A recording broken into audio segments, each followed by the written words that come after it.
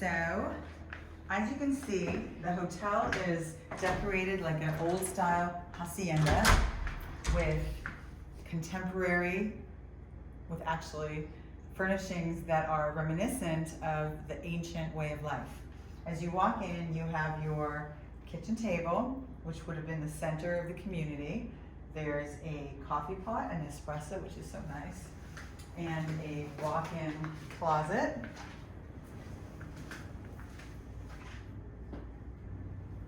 Here there's a little sitting area with a couch, and this TV turns around so guests can enjoy watching either on the couch or right here in the bedroom.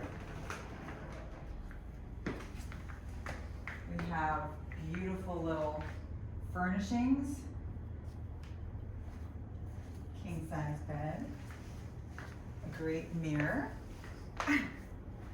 The bathroom is marble with a huge walk-in shower, which is accessible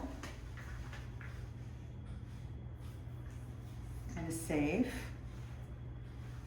And then the best part, of course, out here, you come out into the patio area and you have your private plunge pool set in the garden, like a little jungle oasis.